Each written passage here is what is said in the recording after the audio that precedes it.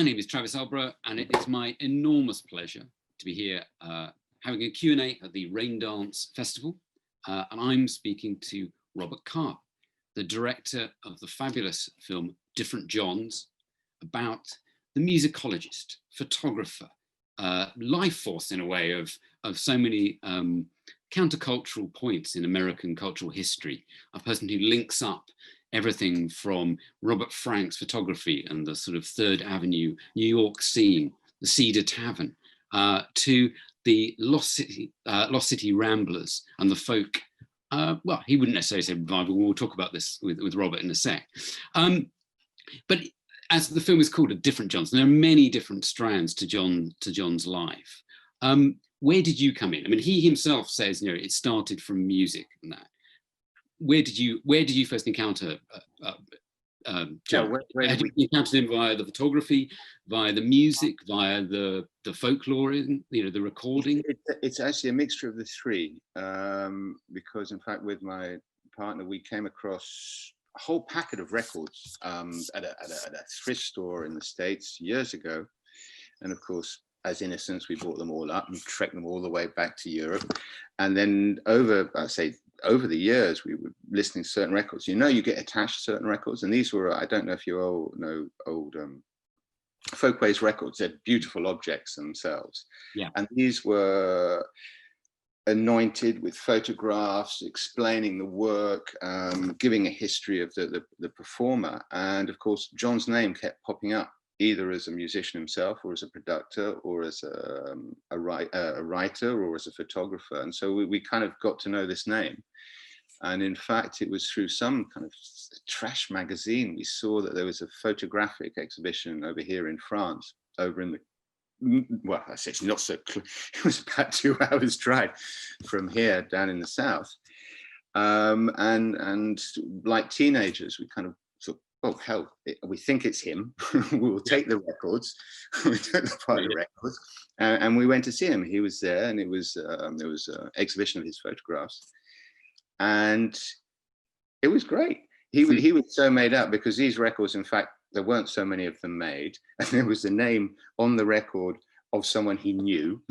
This is small world, and we just hit it off. I think he was interested in people, and of course it helps if interested in people who are interested in him. So we were taking the time. We invited him over to our place. He came, hung for a while, and kind of joking repartee. He himself was a filmmaker, and I don't know. We just ended up starting to film it and make a film about him, and the ball started rolling.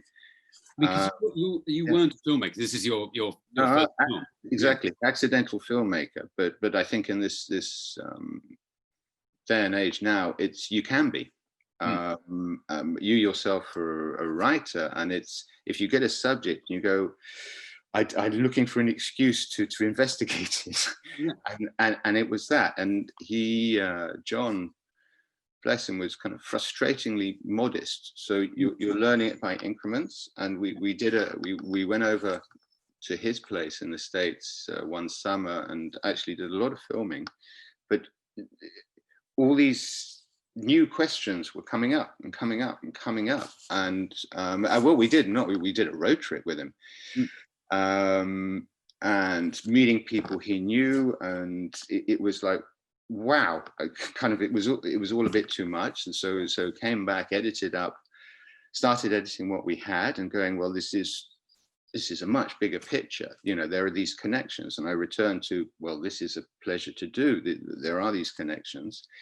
We kind of profited from crowdfunding, the Kickstarter, and we put it up there. It worked. A little to our surprise, and we went a bit crazy, and we took John back to Peru, where he was first there in the 56, which you could argue was not completely, it was necessary, and it was great, and it worked filmically, and it helped answer a lot of questions about the type of man he was. There, I think I've yeah. I mean, I think that, the film is sort of bookended with the Peru, isn't it? Where he goes, you sort of encounter him in Quiros, And I suppose it's that thing that the other thing you pick up in, obviously, is that John was a person who was very interested in visuals. The film has the great bit where he's discussing the sort of tapestry, and that, in a say, is one of the leading points where he was trying to figure something out. And it was about looking, he'd noticed this strange thing about the pattern, the unusualness about it, and that sort of fascinated him. And I think I think the film does very well is getting that idea of him, a man of interests in a weird kind of way, who's interested in sort of other people. Kind of profoundly curious man about everything, and almost sometimes it wasn't good for his health. He sometimes wouldn't let things. You see this in the film. He wouldn't let things go. There's one bit in the film I was struck with. It's a bit later on where people from Rolling Stone or some magazine of a similar type are ringing him up to ask about Bob Dylan again, and he gets a little bit testy with that. I wondered whether, obviously you clearly build up a bond of trust with him, but was he suspicious in a way of people's interest in him, or that people were only interested in him because of the Dylan connection, or? Yes, I think he was suspicious of that because you also see that he wasn't a businessman, that he had these wonderful archives, but he let them go. He didn't try to make money out of them. I think maybe later on, with all of us, he had to become a teacher. He didn't have to. He became a teacher. Well, he had to become a teacher for 25 years, but he carried on recording and making films. Yeah. So there is, I suppose, a slight frustration is, how come they can make lots of money with very little work while I've got all this wonderful body of work, and you're trying to just buy into it and not get the facts right, because the facts, they were very important for him. Is get it correct. This is history, and I suppose I enjoy history. He's recounting history and trying to get it right. Yeah, he's your sort of linking in the same way that he was linking into what he thought was a lost world, or a world that was passing, particularly in the sort of Appalachian songs and the sort of North Carolina stuff, Roscoe Holcomb and those people.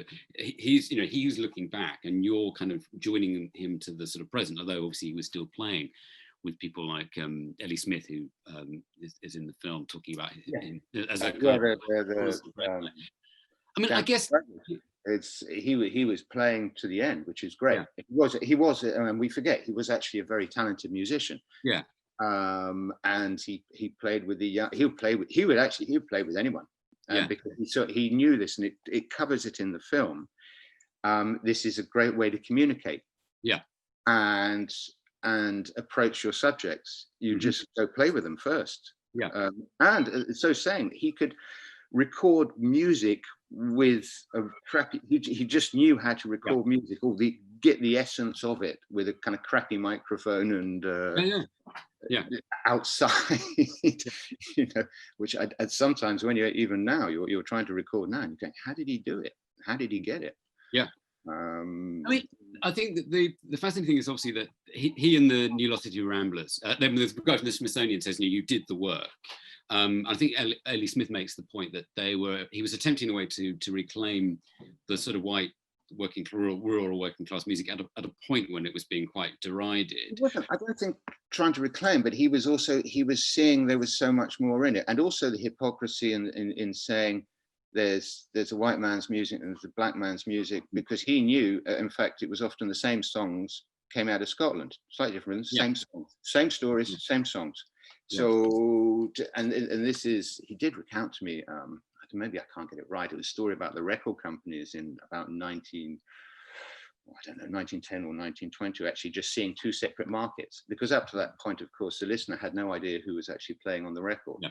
And of course, the record companies, we can double our profits by actually saying, dividing them. There are two different markets, so divide and profit.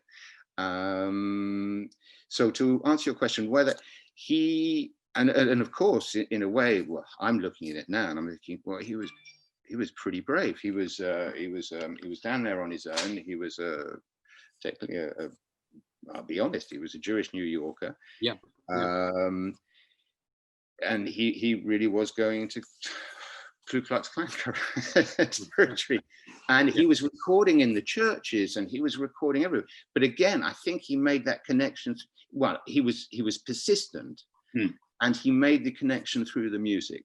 Yeah, I mean, there's an interesting bit, again, another interesting bit in the film where Peter got, and there's some tension in a way, and then there's a great bit with Sheila K. Adams where he meets a contemporary singer who's from that tradition, but she has the line about how her parents rejected all that because they thought it was kind of backward looking, and but there's a moment where he says, maybe he went too far. He feels that, and there's the whole thing about the sort of Kingston Trio. I mean, two questions away. One is about the Kingston Trio itself, but the other, what was this particular issue with Frank Sinatra, do you think?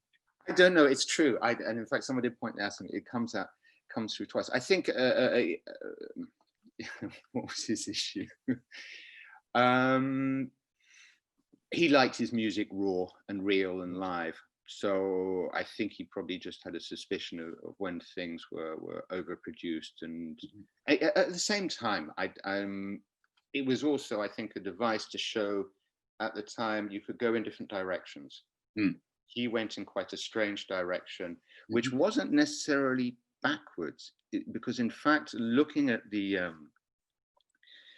studying the old tunes and the old musicians, and it comes down to the anthology, it was actually something that laid the basis to the whole folk movement, and also quite a political movement. It wasn't rock and roll that was radical. It was actually, and I love rock and roll, don't get me wrong, but it was actually, when you look back, you're going, well, hell, it's the folk music. They were making the difference. They were looking at the contemporary problems, and all it was, I suppose, was celebrating these traditions of, you can just pick up a bloody guitar or a banjo and tell a story. You don't need a full-scale production and a record company and a massive marketing budget to get a song out there. He talks about Mo Ash, who's the guy who ran Folkways Records.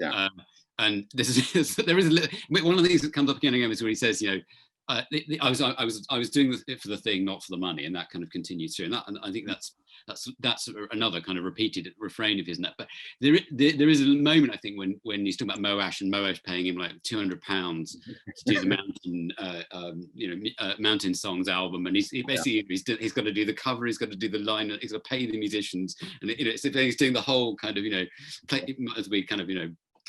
doing the music himself practically, I think there's I know, so that tension again with Sheila K. Adams, where suddenly all the people that he's recording think he's making lots of money out of them. They did. Well, this is where it came into the Kingston Trio. I think at the time he was doing the recordings, and the Kingston Trio had a big hit, which was a reprise of some folk song, because these folk songs, they had no, they weren't protected as such, because you saw maybe with the anthology again, they were the songs dated from you don't know when.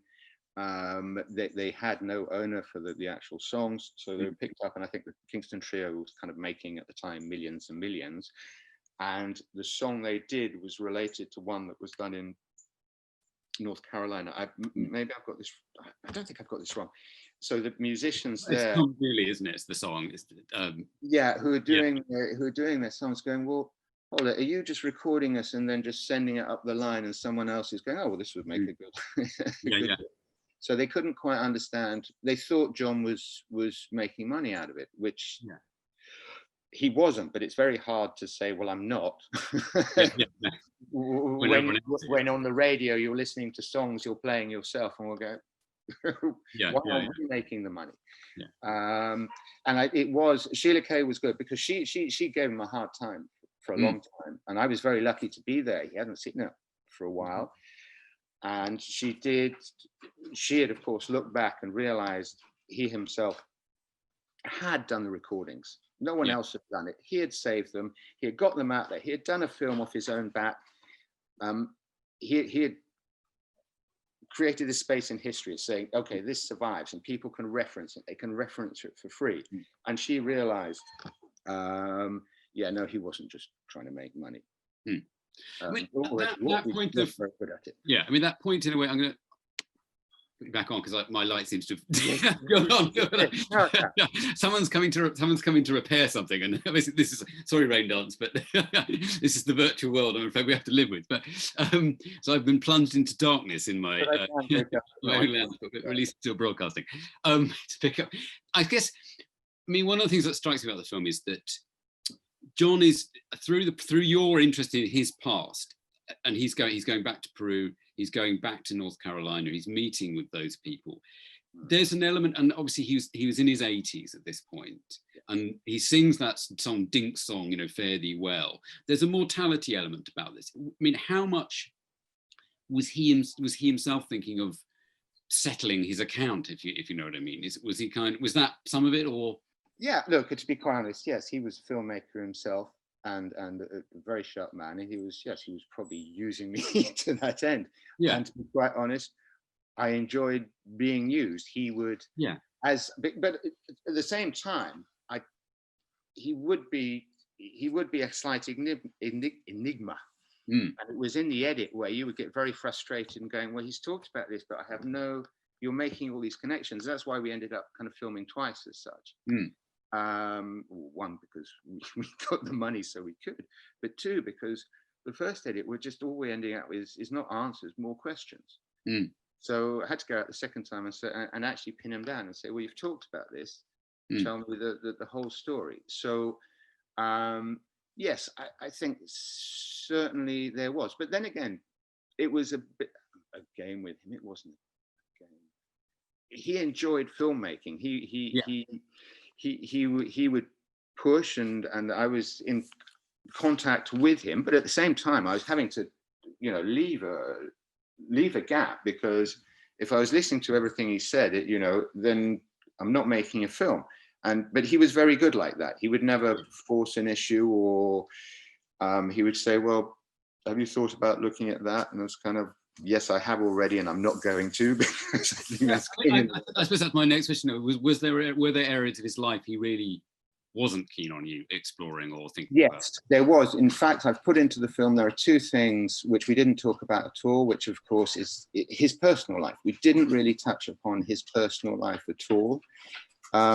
And we had a ridiculous situation when he arrived in Peru, and in fact his daughter had died 2 days earlier. It's very subtle, and in fact I wasn't going to put it in at all, and then again in the editing I realized, well, I've got this. And there's this connection with of course the people have seen the film, that's fine. Raimundo, who is a person of his past, and who said, okay, this is, we'll do a celebration of this, and put that, because if I'd shown it just the celebration without the context, it would just be a tourist situation. So it was quite important. And in fact, having asked me not to film it when he arrived, when I eventually sent it to him, it was fine. He's as I say, he's a filmmaker himself, so he knows. And in fact, it was again by accident, because I did stop filming whenever generally we talked about it. I was being rather naive and foolish. I should have just carried on. So saying that, sorry, carry on. No, I guess it's the. I think, as you say, that the bit where he says his daughter has died. It's only sort of three days earlier, and stuff. And he seems. There's a sort of stoicism, I think, in some respects. Maybe that he's at that time in your life when you lost. I think it was very, very hard. But she was a cancer. It had been going on for a while, and yes, I was. To be honest, I was surprised he came. But as we know, the filmmaking process and going up, and it wasn't just filmmaking, we were trekking up to this village, which was like 5,000 meters of height, was probably a good process for him. And to be quite honest, he was bloody looking forward to it. This is somewhere he went in 1956. And that's great, where I should have filmed. And I was much in admiration of him. There was a certain point where we were in Cusco before we were going, which is about 3,000 meters before we were going up. And I was getting grief because our production was like a little loose. But the point was made to me, well, if you go up and he doesn't come down, you're in serious trouble. Yeah. And I did kind of confront him. I was trying to just get him to say, look, John, can you come sign a waiver as if you were going up by yourself? we just cross paths. Yeah. You know, because and I got it wrong because I thought I was recording. Mm-hmm. I think I was recording before and I managed to turn it off just for the sound. Mm. And he went on to a wonderful diatribe about the insurance companies not deciding where he can go at whatever age. They never have decided before. And it was, for me, probably because I think in a similar way, but it was kind of liberating to hear it, is just don't let other people dictate where you can go and what you can do. Yeah. And it would have been really important in the film. And I must have wasted days looking for it. and you know, gone. Yeah. But that was the kind of the character of the man, and which explains why he got such great footage himself and such great recordings. I mean, one of his photo books was called "There Is No I." I obviously spelt as in I. But that I think that's the thing about him, is in a way he's now the subject of this film, whereas in a way he's always turning the camera and other people. And the bit of footage where he's there playing with Pete Seeger, where he goes into immense length about where this cuckoo bird song is from and stuff, and that sort of thing, isn't it? Rather than if they had been the Kingston Trio, they would have just played it and it was theirs. Mm. I think the film is very good at getting that empathy. I guess thinking about this in 2020 though, I wonder what, I mean, this is a kind of sort of niggly point in a way, but he's obviously not someone from those communities who's making this stuff. He was someone who was entering and doing it. I wonder how we feel about that now in a weird sort of way, in the way that we whether there's a tension about that you know, someone from outside the community document. I mean, as Sheila K. Adams says, you know, he if he hadn't done it, no one would have done. So, you know, that's the only means of doing it. Whereas obviously now people have their own phones, so they could record their own music and so on. Well, the point he maybe hopefully it comes across in the film, but the point he did make to me is, you know, music, and I alluded to this earlier, has always benefited from cross-referencing. Part of the point, and it's not making it strongly in the film, is don't be too protective over your music, because if you look back, you'll find you've borrowed bits of someone else. Yeah. Done that through the history of man. I understand what you're saying, but then with that is you just end up with people staying in their ghettos, and there's no other cross-referencing, because what becomes more interesting is someone making the parallels between Appalachian music and mountain music from Peru. And the thing we didn't really touch upon in the film is the more of the urban music in Peru. Mm. You see, he would make connections. Now, unless you move between these different communities, you can't make the connections, and the connections are there, and that's history in a way. Yeah, I love the comment that Peter Stemfel of the Fugs says, where, you know, why put up fences? And I think also another nice detail in the end of the film is obviously when he hands the archive back to the sort of the Kiros people. So he's sort of, you know, like so in a way he's been like the sort of custodian of it for this amount of time, and now it's sort of time to return. I mean, how we allude to the barn. Unfortunately, John is no longer with us.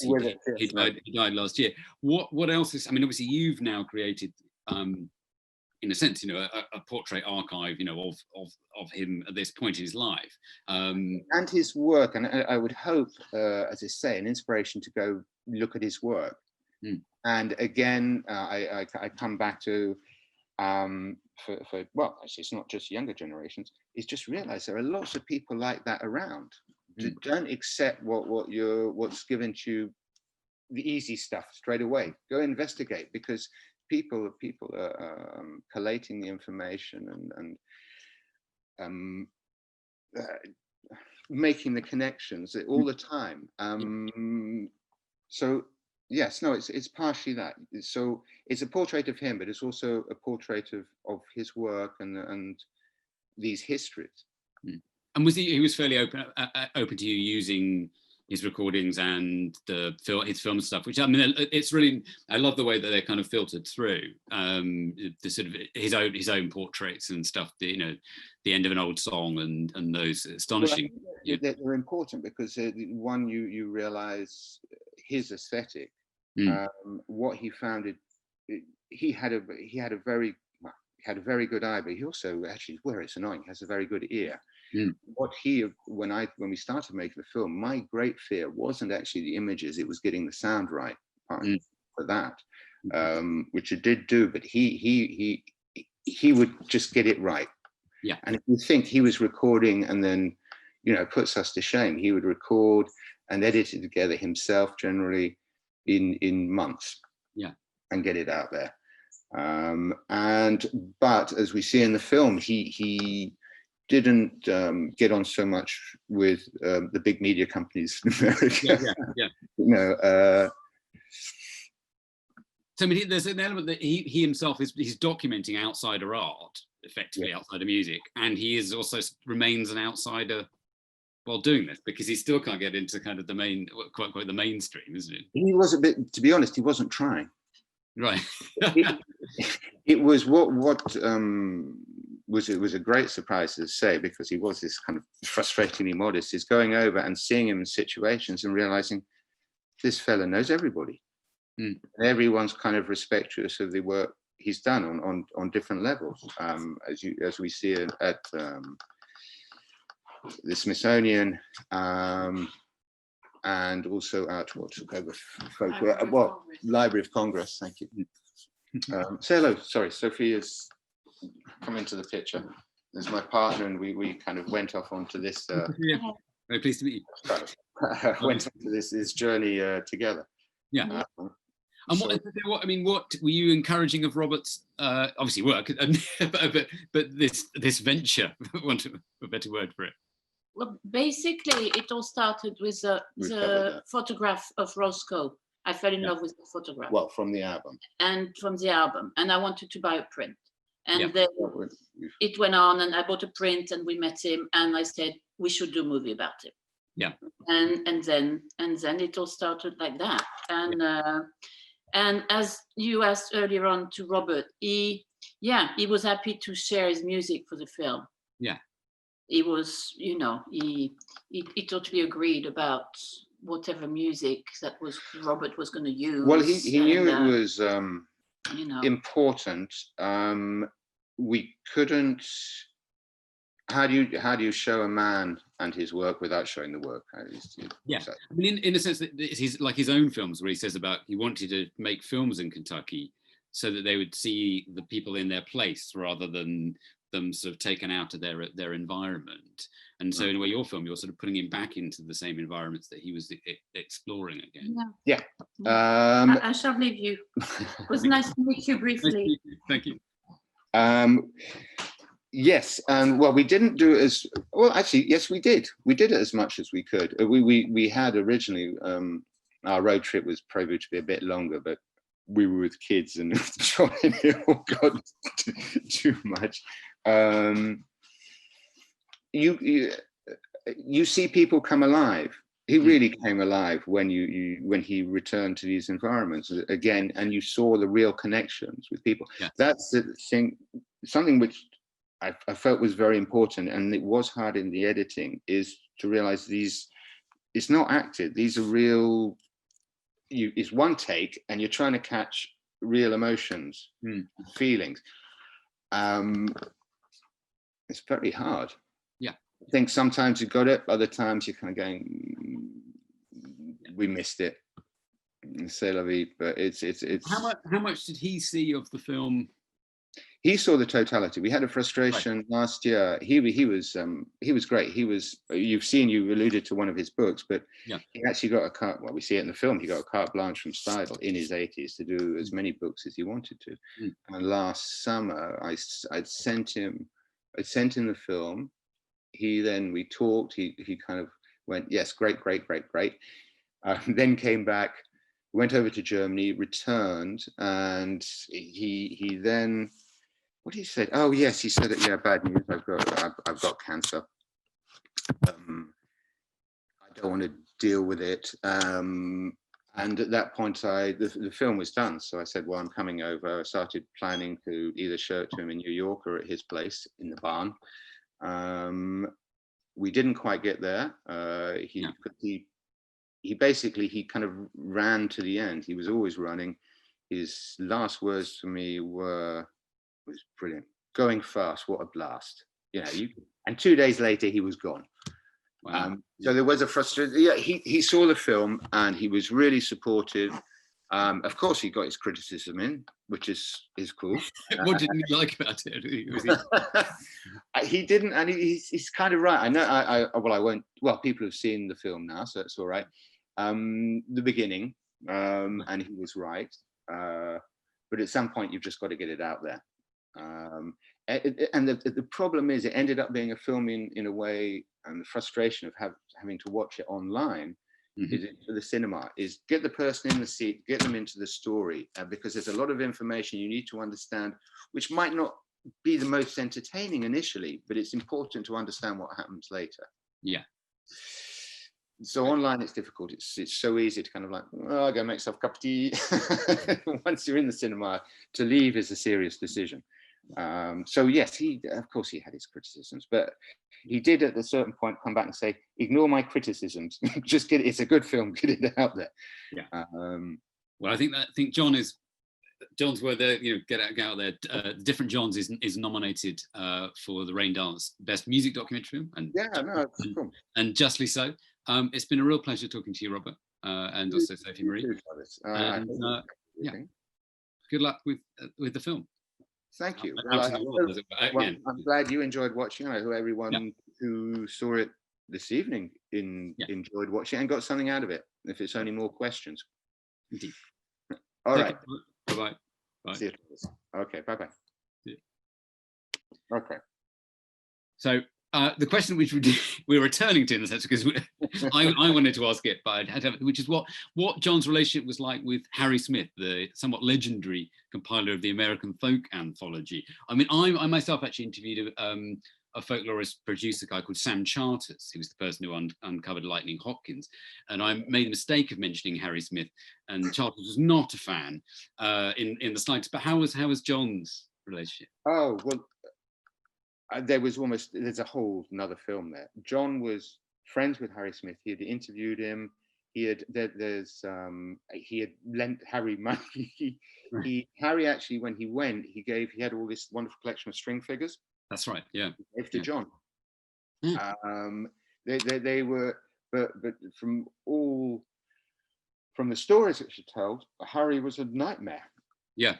But someone, because he put together the anthology, he opened all these doors. There's a great song by Jeffrey Lewis about the history of punk rock from, well, it's probably 58 to 73, which covers all this. And I must admit, and I'm British, so I was obviously quite proud of punk rock. And in fact, I had no idea. It's got nothing to do with Britain. It started with the anthology. And we were lucky enough to film Peter Stanford, and what a character! He was in the Fugs. Yeah. And I, in a way, I was being inspired, but I think it's too close to subject. I'd love to do a film, Harry Smith, the Fugs. Yeah. Because that really is so little known and so important. Yeah. The stuff they did, and Harry Smith, his films. Yeah, no frustration. I've got a whole, and I didn't put it in the film. It's on an extra for the people who gave money to Kickstarter, which covers John and the head librarian at the what is it called? The Library of Congress, having a meeting, trying to get Harry Smith inserted into the archives there. But of course, they don't want anything to do with Harry Smith, because they're going, well, he didn't actually produce anything. He just stole stuff. And he did. The whole anthology was basically bootleg recordings he just put together without asking permission. So I think Harry Smith is held in people realize how important he is. He was and he is. his actual films, I don't know if you've seen any, were crazy stuff. I think actually that's the other thing where he was important, because with the anthology, he again was doing all the background stories and seeing where the songs were important in society. So I think that was the present he gave to a whole generation of young musicians, is actually the amazing liner notes on the exactly the summaries of the songs in the most kind of hilariously hilarious way. So again, why did I do this? And this was one of the pleasures. You're learning, and because you've inserted yourself as a kind of a documentarist for your own right, people will open doors. They'll take the time to show you stuff which you think you'll be interested in, and then making sure you're asking the right question to take it further and trying to make connections. So yeah, no, Harry Smith, brilliant, absolutely brilliant.